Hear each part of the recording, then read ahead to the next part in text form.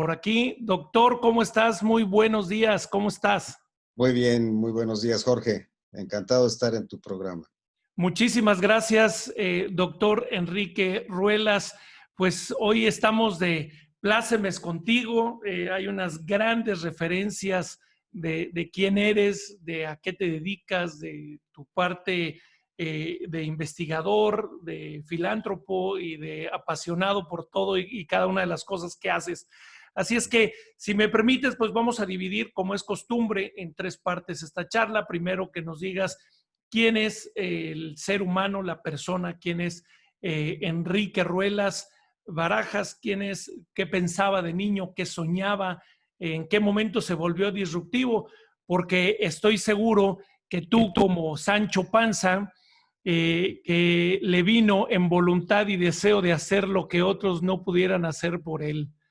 Y tengo entendido que prácticamente naces en el seno de Cervantes con pasión, amor y deseo, que descubren que son dos cosas diferentes, que no todo lo que se ama se desea, ni todo lo que se desea se ama.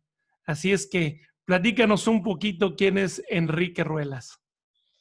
Bueno, Jorge, empezaste con una de las fibras más sensibles de mi historia personal.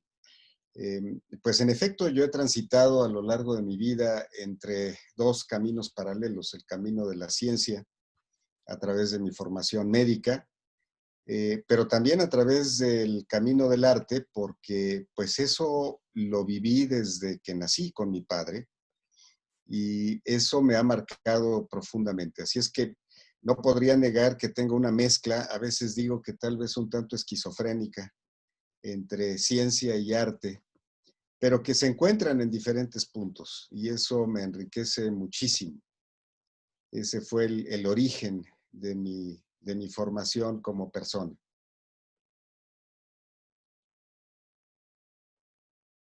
Oye, Enrique, ¿y en qué momento decides ser médico? Porque teniendo estas dos posibilidades o estos dos caminos trazados, muchos creemos que cuando nacemos en el seno familiar ya tan marcado, pues es fácil decidir en qué momento decides romper con esa estructura y empezar a correr tu propia aventura. Bueno, mira, en la preparatoria, como todos saben, pues hay que tomar una decisión vocacional, que me parece que es prematura, pero finalmente hay que tomarla. Y en ese momento yo creo que se encontraron dos imágenes familiares. Una, la imagen de mi padre en el arte, y la otra, la imagen de mi abuelo materno, que había sido médico, formado, por cierto, en lo que entonces era el Colegio del Estado de Guanajuato. Mi abuelo, el doctor Ángel Barajas, se graduó en 1880 en la universidad, bueno, lo que ahora es la Universidad de Guanajuato. Y yo creo que finalmente en ese momento, por las razones que hayan sido, a veces insondables, porque en esos momentos no sabe uno cómo toma muchas decisiones, pues me incliné por el lado de la medicina y estudié medicina. Debo decirte que siempre me gustó el arte, toqué acordeón, sigo tocando el acordeón, me empezó a encantar la literatura, empecé a escribir en la preparatoria, sigo escribiendo hasta la fecha. Me guardo lo que escribo porque finalmente no creo que a muchos les interese lo que escribo, pero he transitado, como te decía, en los dos mundos. De manera que la decisión vocacional, pues sí me marcó durante muchos años de mi vida hasta la fecha, y no me arrepiento en lo absoluto de haber estudiado medicina. Y dentro del campo de la medicina, entré en un territorio que hasta los años 80 era desconocido en México: el tema de la calidad de la atención médica. Me empezó a preocupar muchísimo durante mi formación en Canadá el tema de la calidad. Todavía hasta la fecha me preocupa muchísimo. Hay muchas cosas que los pacientes de los hospitales, de las clínicas, de los centros de salud no deberían vivir, porque van para que los curen, van para que los motiven, van para que los ayuden. Y desgraciadamente sabemos que no siempre ocurre ni una ni la otra cosa. De manera que esa ha sido una de mis vocaciones dentro del área médica. Debo decir para tu auditorio que cuando hablamos de médicos, pensamos que el médico tiene que ser alguien que ve pacientes en lo individual. Bueno, yo no soy un médico que me haya dedicado a ver pacientes en lo individual. Mi formación pasa por una maestría en administración pública, recién salido de la carrera. Después otra maestría en Canadá en dirección de sistemas de salud. Y muchos años después, el programa de alta dirección en el Instituto Panamericano de Alta Dirección de Empresas, el IPADE, de manera que mi formación también ha transitado por ese campo en donde yo no veo pacientes individuales. No atiendo a un paciente con diabetes, no atiendo a un paciente con hipertensión. Veo los pacientes en general. Ese es mi gran interés. Las poblaciones humanas que pasan por hospitales, que pasan por centros de salud, que tienen que vivir los trayectos a través de los cuales reciben atención médica. Y entonces, bueno, dentro del campo de la medicina, ese ha sido mi área de enfoque. Pero además, me ha preocupado muchísimo el futuro, Jorge. Tal vez porque a los, sería 8 o 9 años de edad, una tía mía, hermana de mi padre, me enseñó a jugar ajedrez y me encantó. Y me empezó a hacer ver la necesidad de anticipar lo que uno hace. Y desde entonces, siempre estoy pensando en lo que pueda venir. Así es que ya entrada mi carrera profesional, también empecé a hacer estudios sobre prospectiva de los sistemas de salud y tratar de anticipar lo que venga, no a manera de una ilusión, sino a manera de un compromiso para empezar a actuar hoy y tratar de modificar los futuros que no nos gusta que pudiesen llegar. De manera que así, pues he vivido en la medicina, no como médico clínico, sino como profesional de la dirección de sistemas de salud, enfocado en la mejora de la calidad de los servicios, con una visión prospectiva, tratando de hacer lo que yo llamo imaginación, que no es una palabra obviamente que esté en el diccionario. Imaginación porque hay que imaginar hacia dónde quiere uno llegar. Tratar de definir lo mejor que uno pueda, qué es lo que uno quisiera y lo que uno no quisiera, y entonces empezar a actuar. Así es que esa ha sido mi parte de la profesión médica específicamente.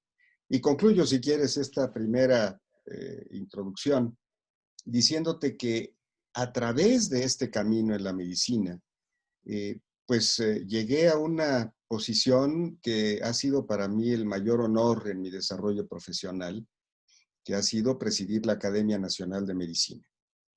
La Academia Nacional de Medicina es el órgano pues, más prestigiado de la medicina mexicana. Agrupa a poco más de 600 médicos del país que acumulan una enorme riqueza intelectual y científica, de manera que llegar a presidir ese órgano es un verdadero honor, porque además compite uno por eso, no es algo para lo cual uno sea nombrado. Es una competencia democrática y pues los colegas lo eligen a uno para ocupar esa posición. Así es que en mi carrera profesional yo diría, pues me siento muy honrado y muy contento de esta trayectoria, que por otro lado no acaba, Jorge. Mejorar la calidad de los servicios en cualquier ámbito no acaba nunca, porque siempre es posible mejorar. No porque se hagan mal las cosas, sino porque siempre es posible ser mejor. Así es que ese es mi gran desafío permanente en la vida y mi gran motivación. Y al mismo tiempo, pues sigo cultivando de alguna manera y como puedo los aspectos artísticos. En el año 2005, estamos por cumplir 15 años, fundé la Fundación Cervantista Enrique y Alicia Ruelas para preservar el legado que dejó mi padre en Guanajuato y que, aclaro, no es para preservar la imagen de Enrique Ruelas, es para preservar el legado cultural que Enrique Ruelas, con muchos otros guanajuatenses, empezó desde los años 30, cuando él llegó a Guanajuato a estudiar. y que después cristalizó en las representaciones de los entremeses de Cervantes y la creación del Teatro Universitario de Guanajuato, y que llegó a ser lo que es ahora el Festival Internacional Cervantino. Así es que para mí, mantener a la Fundación viva y seguir tratando de preservar ese legado que, reitero, es el legado de muchos guanajuatenses, pues me permite tener un pie en el arte de alguna manera. Y por último te diría, otra de mis grandes satisfacciones es que hace algunos cuantos años el gobernador del estado me nombró presidente del Consejo Directivo del Museo Iconográfico del Quijote en Guanajuato, lo cual me une a la imagen de don Eulalio Ferrer, el gran impulsor del cervantismo en México y particularmente en Guanajuato, a través del museo que él donó.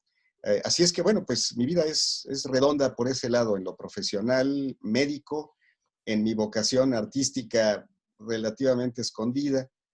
Y bueno, como padre y abuelo, pues me siento muy contento, Jorge. Además que naces en el año que se presenta por primera vez los entremeses cervantinos, para que veas que sí hice la tarea. Bueno, mira, me acabas de balconear, como dirían los clásicos. En efecto, yo nací en diciembre de 1953 y el 20 de febrero de 1953, unos cuantos meses antes, mi padre había estrenado los entremeses cervantinos en la Plazuela de San Roque, al grado que hay todavía algún miembro del teatro universitario que me dice hermanito, porque pues sí, yo fui hijo único. Sin embargo, mi padre dividió su vida entre su hijo carnal y su hijo artístico, que fue Guanajuato, a través de las obras que montó allá.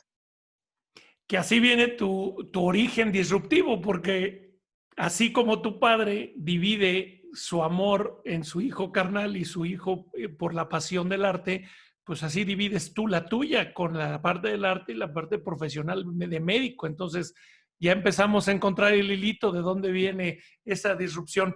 Oye, doctor, y te quiero hacer un par de preguntas. Con todo esto, obviamente viviste en un momento y tomas la decisión de irte de médico, irte al extranjero. Hoy hablamos de irte al extranjero, pues te metes a internet y consigues un boleto, es muy sencillo hoy viajar, pero a ti te toca una época de abrir brecha. ¿Cómo fuiste visto en Canadá cuando llega un mexicano con una visión artística y con una visión disruptiva y con una inquietud de hacer algo por la medicina y no por la parte tradicional, sino por todo esto que estabas hablando de un gran universo en México? ¿Cómo te vieron como mexicano? ¿Fue fácil llegar como mexicano y decir, con permiso, vengo a romper plaza? ¿O cómo fue tu llegada y cómo fue tu crecimiento en el extranjero? Pues mira, yo creo que fue más difícil romper con las barreras aquí en México que allá en Canadá. Sin duda, en Canadá era yo una especie de bicho raro, no por ser mexicano. Fíjate que los canadienses son verdaderamente multiculturales. Es una sociedad muy abierta, muy acostumbrada a recibir a muchas culturas en su seno. De manera que la bienvenida para mí fue grande, fue muy grata. A pesar, insisto, de que era yo un bicho raro, porque era yo el único médico en mi salón de clase. En la maestría no había más médicos.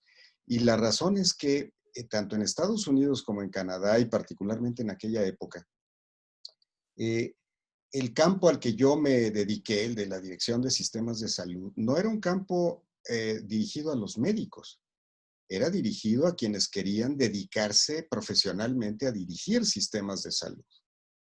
Entonces, los médicos no aspiraban a llegar a esa formación y los que llegaban a esa formación no necesitaban ser médicos para hacerlo, lo cual sigue siendo una realidad actualmente en muchos países.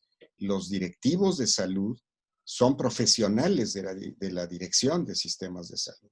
Algo que a mí me preocupa también y ha sido uno de mis grandes temas en la educación médica, cómo formar a los directivos que pueden ser excelentes pediatras, excelentes ginecólogos, excelentes cirujanos, excelentes lo que quieran, pero no saben dirigir. y llegan a una posición de dirección de un hospital o de una clínica o de un sistema y no tienen la más remota idea de cómo se hace eso. Entonces, bueno, llegar a Canadá no fue difícil. Me sentía yo ciertamente raro o un poco raro porque era yo el único médico, pero tampoco era la primera vez que me ocurría, porque cuando hice la maestría en Administración Pública aquí en México, en el CIDE, en el Centro de Investigación y Docencia Económicas, también era yo el único médico en mi salón. Y fui el primer médico egresado del CIDE. Ningún médico había entrado a hacer administración pública en aquellos años. Entonces, sí fue romper barreras y abrir brecha, porque no se acostumbraba, como ahora, que es un poco más fácil, que un médico decidiera tomar este camino. Así es que para mí primero conseguir una beca no fue nada fácil. CONACYT, por ejemplo, cuando yo me acerqué a CONACYT para obtener una beca para irme a Canadá, la respuesta fue no, no les damos beca a médicos, porque aquí hay buenos lugares para estudiar medicina. Y yo les dije, yo no voy a estudiar medicina, voy a estudiar dirección, administración, planeación, eso es lo que quiero estudiar. Sí, pero eres médico, sí, pero no voy a estudiar eso. Bueno, no me dieron la beca en CONACYT y tuve que buscar y hacer maromas y finalmente conseguí una beca crédito del Banco de México para poderme ir. Otra anécdota interesante que seguramente deben haber vivido algunos de mis colegas que en aquellos años decidieron hacer lo mismo, pues fue que en la escuela de medicina en donde yo estudié, en la Universidad La Salle, teníamos un gran profesor, que era el único hermano lasallista, por cierto, que daba clase en la escuela de medicina, nos daba la clase de histología, pero había sido el fundador de la escuela. Y cuando yo le dije a don Mariano que iba a hacer lo que quería yo hacer, me dijo, es usted un tonto, Ruelas. Usted podría ser un gran clínico. Le dije, pues sí, pero no quiero ser clínico, don Mariano. Y me retiró la palabra. Lo curioso de esto es que años después, cuando fui subsecretario de salud, me invitó a desayunar y me llevó un obsequio.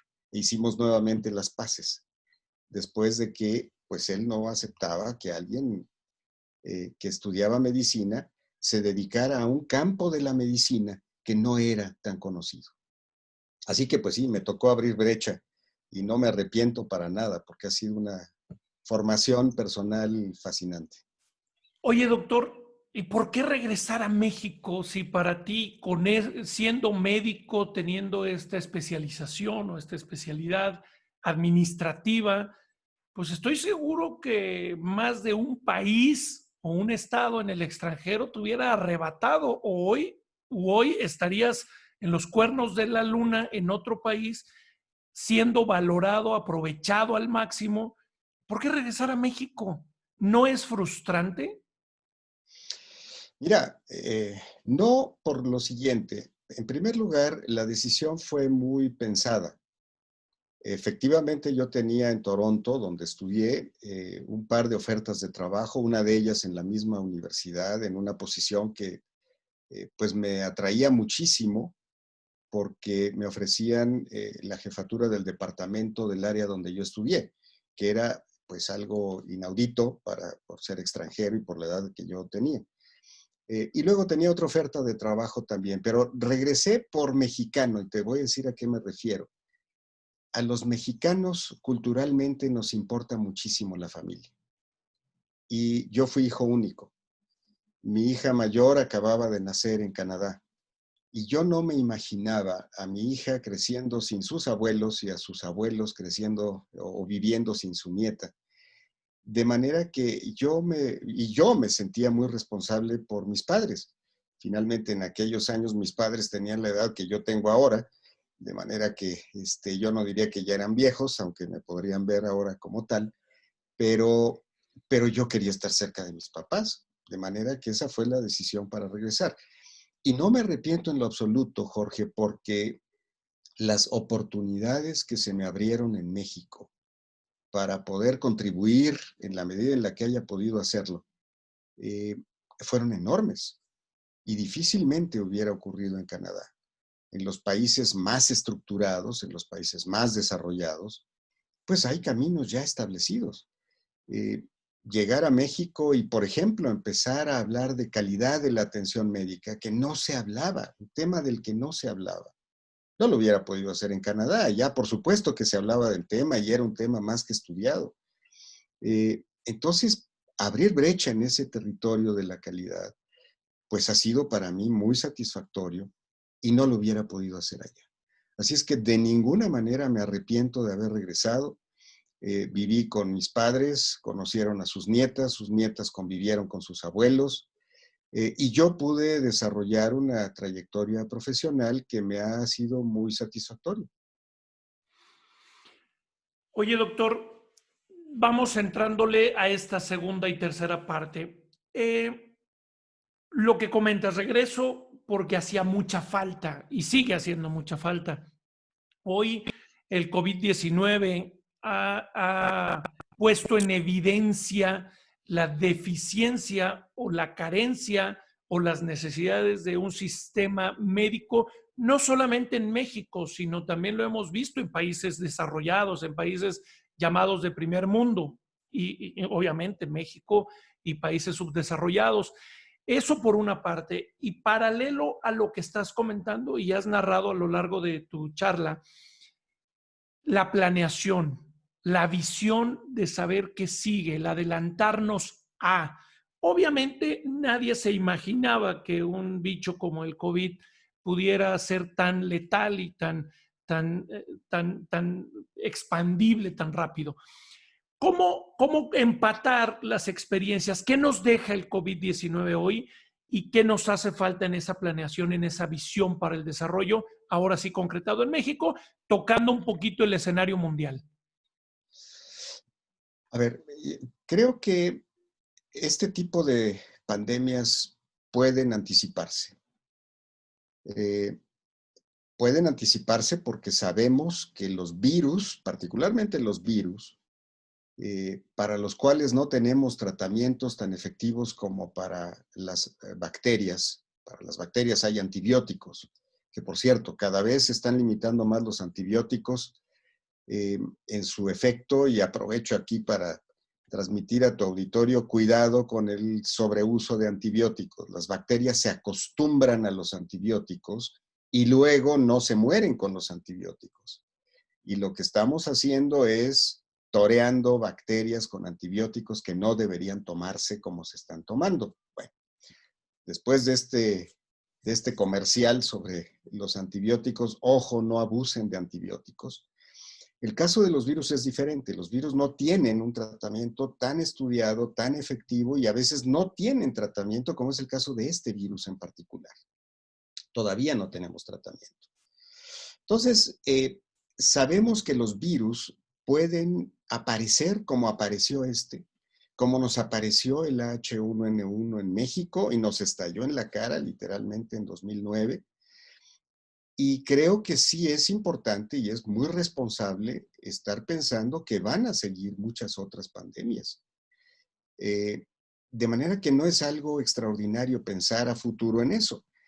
De hecho, puedo decirte que hace un par de meses empezó a circular una página de un libro que escribí en 2010, en donde se describe que para el año 2020 aparecería un virus desconocido.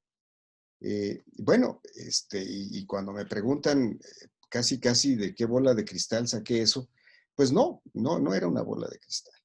Es posible anticiparse. Y ya lo habíamos hecho, Jorge. En el 2009, cuando insisto, explotó la pandemia en la cara, porque fue como a los chinos ahora en noviembre, y entonces fue en México, nadie sabía de ese virus, a nadie le había pegado y nos pegó a nosotros primero en todo el mundo. Bueno, ya sabíamos que algo iba a pasar y nos habíamos ido preparando. Desde el 2005, el entonces secretario de Salud de México con el presidente Fox, Julio Frenk, había hecho una compra de oseltamivir, el antiviral, que servía para un virus que estaba circulando en Asia y que nos asustaba mucho. Era un virus que estaba tipificado como H5N1, y seguramente tu auditorio va a recordar cuando se hablaba de la influenza aviar. Bueno, esa es la influenza aviar. Ese virus mata, porque sigue existiendo, afortunadamente no se ha expandido, pero mata a 1 de cada 2 que se enferman. O sea, tiene una tasa de letalidad, que es como se llama esa situación, de 50%. 1 de cada 2 se mueren.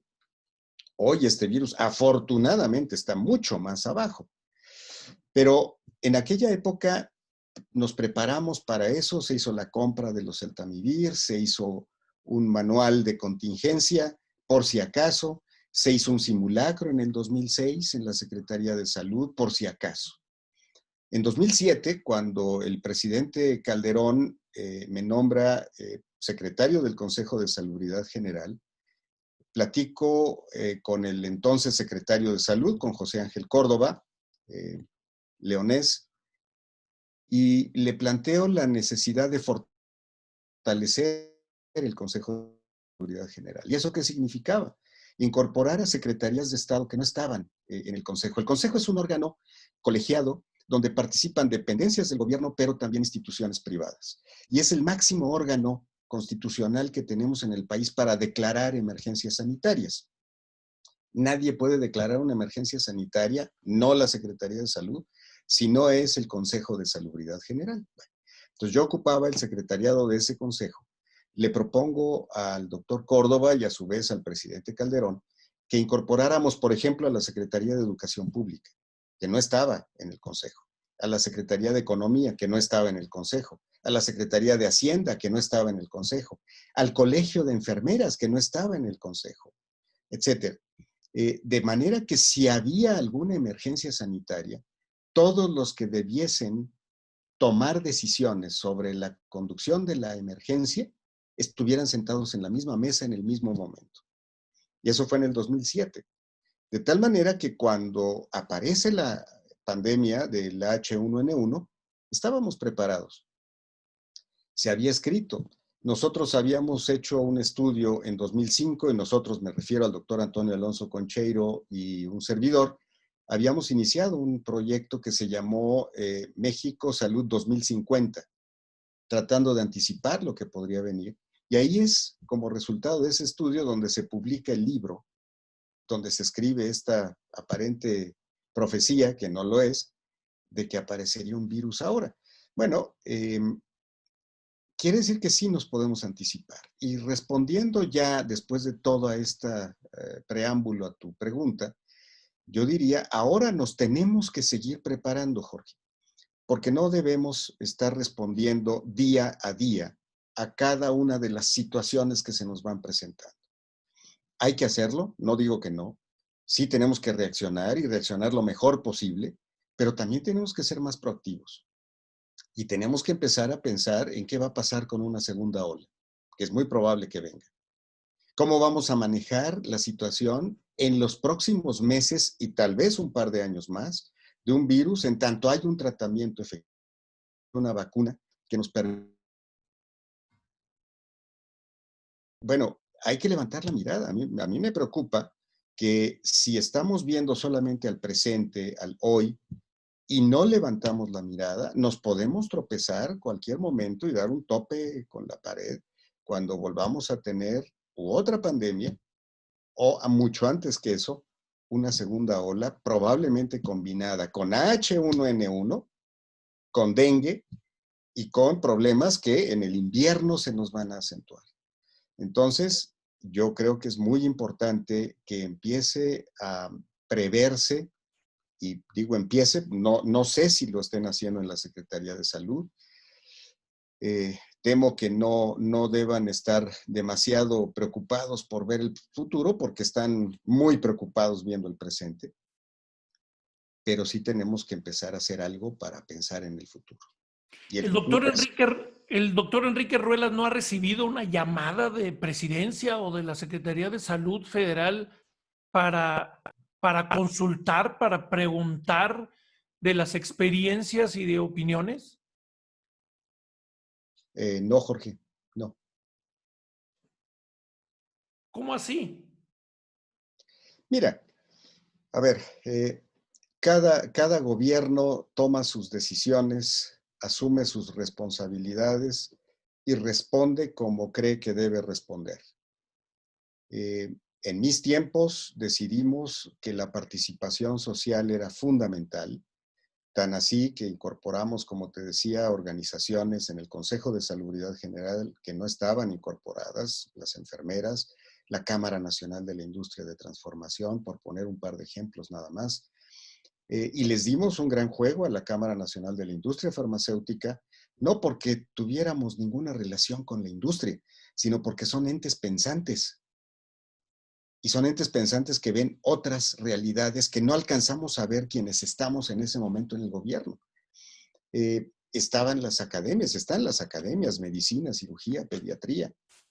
Entonces, en su momento, abrimos ese espacio y nos enriqueció enormemente. Las decisiones de gobierno, desde mi punto de vista, tienen que ser decisiones plurales.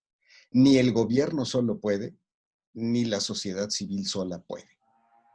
Todos tenemos que poder juntos. Esto lo hicimos en su momento. Bueno, cada gobierno decide cómo hace las cosas, con las convicciones que tenga, con las ideologías que pueda tener.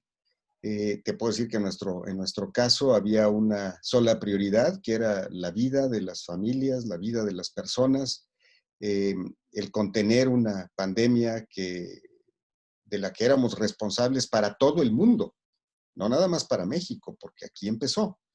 Y bueno, pues cada quien, insisto, responde como sea. Yo quiero suponer, y debe ser así, que en la actual administración, pues tienen sus prioridades claras y sus modus operandi muy claros, y así lo están haciendo.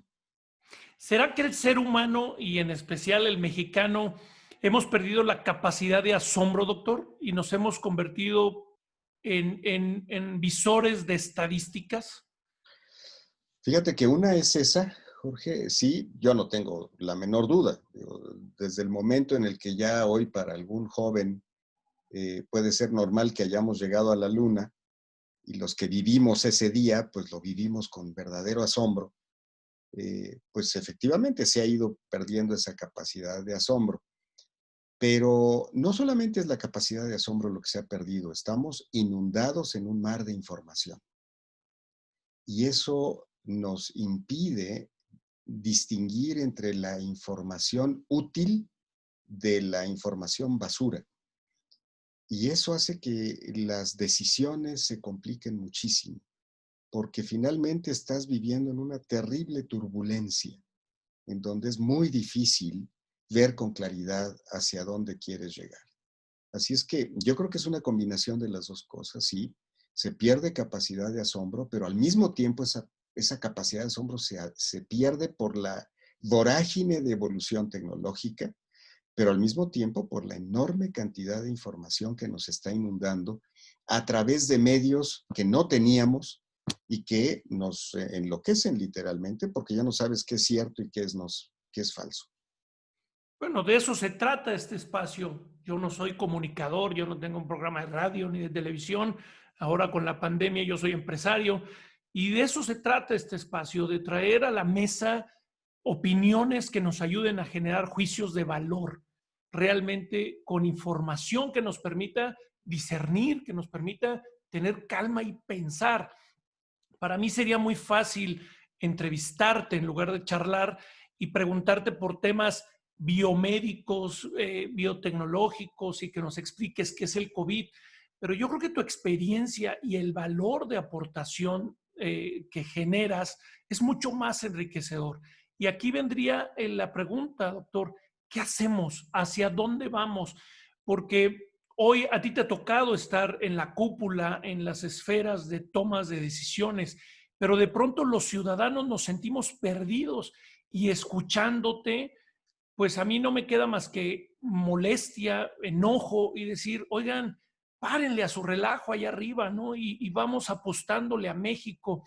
Y hago una analogía, puede ser o no que quepa aquí, pero es como cuando vamos a los mundiales de fútbol, que decimos, tenemos grandes jugadores de fútbol, tenemos buenos estadios, tenemos una gran afición, ¿por qué no hemos podido ganar un mundial?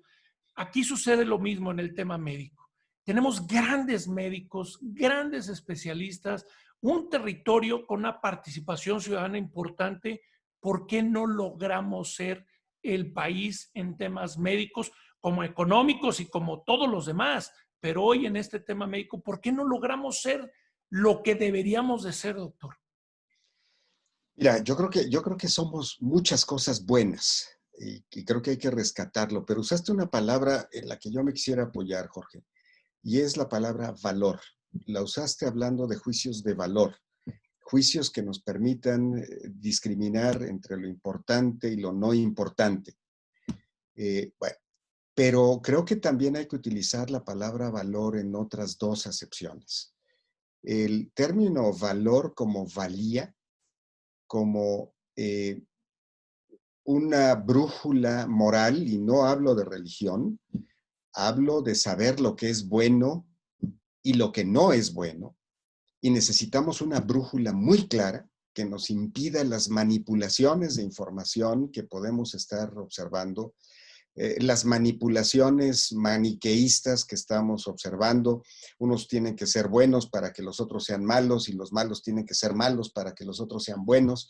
Que no podemos ser buenos todos, por Dios. Que no podemos reconocernos todos como mexicanos en la misma dirección, peleando por los valores que son importantes para nosotros. ¿Dónde están esos valores de manera explícita? Y yo creo que cuando te asomas al futuro, tienes que tener eso muy claro. ¿Cuáles son nuestros valores? Y no de dientes para afuera. Mira, Jorge, hay una situación que es fundamental en la política pública. Congruencia. Tienes que decir lo que haces y tienes que hacer lo que dices. Y eso es valor en una acepción, en la acepción de valía, porque tiene valor, porque es importante, pero también lo tiene en otro sentido, valentía. Aceptar que si me equivoco, me equivoqué. Aceptar que lo que dije antes no necesariamente era lo mejor y rectifico. Eso es valentía. Necesitamos fortalecer en este país el valor en todas esas acepciones. Poder distinguir lo que es bueno de lo que es malo, darle valor a lo que es importante y tener la valentía para hacerlo en beneficio no de un partido político, no de un grupo en el poder, no de un grupo en las empresas, en beneficio de México, de todos los mexicanos, de todas las clases sociales, que finalmente, en su enorme mayoría, somos gente buena. Y no tiene que haber malos para que haya buenos. Y no tiene que haber malos para que haya buenos. ¿Qué nos toca hacer a los ciudadanos de acuerdo a tu punto de vista? Hoy, ¿cuál es el rol del ciudadano que no quiere participar en un ambiente político partidista? Ojo, porque debemos de participar en política todos. ¿Cuál es el rol que deberíamos de asumir el día de hoy, doctor? Mira, yo creo que en este momento donde hay tanta turbulencia en todos sentidos, y no estoy hablando nada más de México, por cierto, estoy hablando del mundo en general. Estamos viviendo una era muy difícil en todo el mundo. Hay un autor de nombre Pankaj, con P y J al final y K, por si alguien lo quiere consultar, que escribió un libro que se llama La Edad de la Ira. Y hace un análisis muy interesante de por qué estamos viendo lo que estamos viendo en muchos países en el mundo, como si el mundo se estuviera volteando de cabeza. Bueno, en términos de valores y en términos de conductas. Entonces, ¿qué nos toca como ciudadanos? Mira, yo diría que lo más importante hoy es tratar de clarificar hacia dónde queremos llegar cada uno, cómo nos vemos en nuestro entorno familiar, en nuestro entorno social más inmediato, y tratar de hacer lo mejor lo que hacemos ya y defenderlo con valentía. Y no dejarnos engatusar por maniqueísmos y por discursos y por medios de comunicación que no son éticos. Y yo te felicito porque realmente este tipo de espacios de discusión, ayer te escuché con Héctor Jaime Ramírez Barba, a quien también le tengo una enorme estimación, los espacios como el tuyo nos ayudan a hablar de lo que no se ve en los medios de comunicación todos los días, en donde lo que uno lee son muertos, en donde lo que uno lee son diatribas, son pleitos entre unos y otros, en donde lo que uno ve son acusaciones del pasado, porque no sirvió nada del pasado, y defensas del pasado, porque se dice, no puede ser que todo haya sido malo, y en eso se nos va el tiempo. Y mientras tanto tenemos un virus enfrente que nos está haciendo estragos mayores. Así es que yo creo que cada quien, porque en tiempos de turbulencia no es fácil encontrar los espacios, Jorge. ¿En dónde haces qué cuando todo se está moviendo de una manera tan importante? Cada quien que haga una reflexión, que vea su futuro, que lo vea con su familia, que lo vea en su empresa, que lo vea en su espacio laboral y que en lo que está haciendo lo haga muy bien, pensando en dónde quiere llegar, con valores y con valentía. ¿Qué está haciendo hoy el doctor Enrique Ruelas? Pues mira, yo tengo varios pies en este momento. Uno es en el Instituto de Futuros de la Salud que presido y dirijo. Y justamente ahí nuestra gran preocupación se refleja en el lema del instituto. Nuestro lema es imaginar lo impensable para lograr lo imposible. ¿Cómo imaginamos lo impensable? Pues no se puede pensar. No, sí se puede pensar. Sí se puede pensar. ¿Cómo logramos que podamos llegar a donde queremos llegar? Se puede. Mañana, pues a lo mejor no, mañana no, pero si no empezamos hoy, tampoco pasado mañana. Y entonces hemos creado un proyecto que se llama Reinventando Salud. Y hemos empezado a trabajar con algunos estados de la República. El año pasado, por ejemplo, con la hospitalidad del secretario de Salud de Guanajuato, hicimos un evento muy interesante en Silao, precisamente para asomarnos al futuro, en este proceso de imaginación, no solamente de imaginar, sino de proponer acciones. Ese es uno de mis espacios. El otro es como profesor de la Universidad Panamericana, como profesor de Dirección de Sistemas de Salud, en donde mi misión, como lo digo a los alumnos, no es enseñarles, es formar futuros médicos. Esa es mi misión. No les voy a enseñar dirección de sistemas de salud. Sí, por supuesto, tengo que dar ese contenido, pero en la medida de lo posible, ¿cómo ayudo con todos los demás profesores de la universidad a formar futuros médicos? De manera que ese es mi otro pie. Y el tercero lo tengo en Boston, en el Instituto de Mejora de Calidad de los Estados Unidos. Es el Institute for Healthcare Improvement, como se llama. Y en esa organización soy Senior Fellow. Yo digo que eso se traduce al español como asesor viejito. Eso significa Senior Fellow. Entonces, bueno, pues estoy allá con ellos y desde hace 4 años me hicieron el honor de nombrarme como miembro del consejo directivo y soy el único no norteamericano en ese consejo, lo cual también me permite aportar una visión diferente para que desde Estados Unidos vean el mundo un poco diferente de lo que acostumbran ver. Mis colegas son muy sensibles, pero no dejan de ser norteamericanos. Lo mismo pueden decir de mí, que han de decir, bueno, este mexicano nada más viene aquí a poner piedritas en el zapato cuando creemos que todo está muy bien. Pues esas son mis contribuciones, Jorge, a través del proyecto Reinventando Salud con el Instituto de Futuros de la Salud, a través de mi actividad docente y a través del Instituto de Mejora de Calidad de Estados Unidos. Y por supuesto, pues sigo con mis convicciones artísticas, contribuyendo con el Museo Iconográfico del Quijote y manteniendo vivo el legado de Enrique Ruelas Espinosa en Guanajuato, en mi tierra.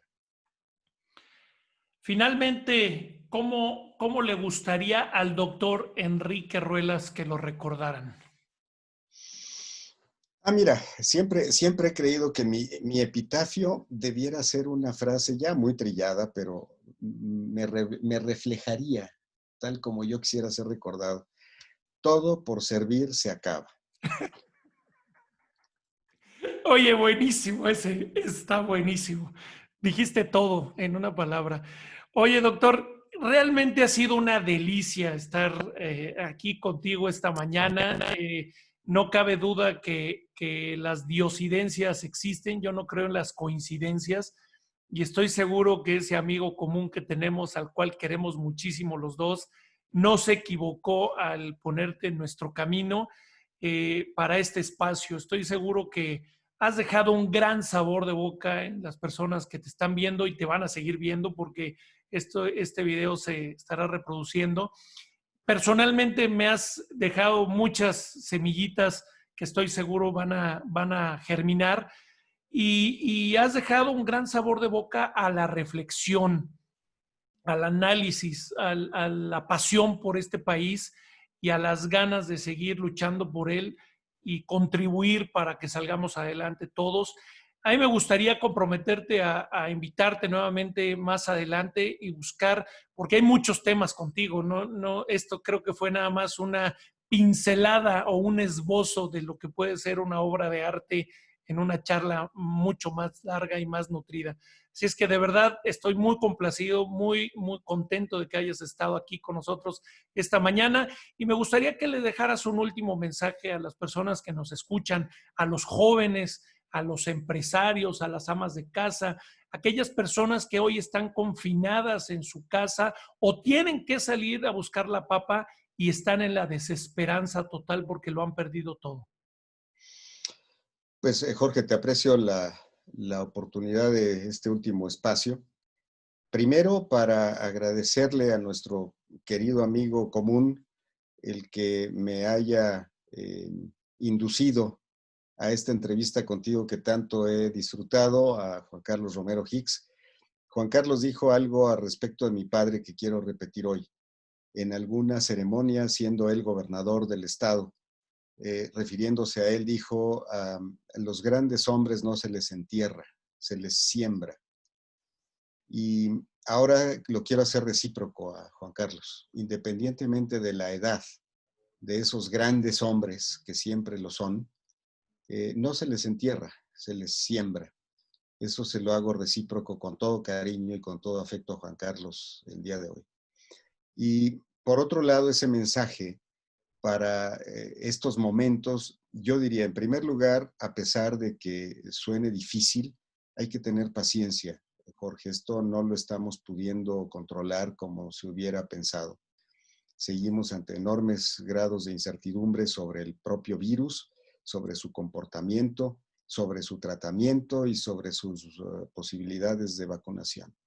Así es que hay que tener paciencia, pero por otro lado, vuelvo a insistir, hay que ser capaces de imaginar lo impensable para lograr lo imposible. Y los grandes avances de la humanidad y los grandes desarrollos de los hombres en lo individual son cuando se logra lo impensable, cuando se cree que algo era imposible y se logra. Lo vamos a lograr, vamos a pasar esta situación y nos va a ir seguramente mucho mejor.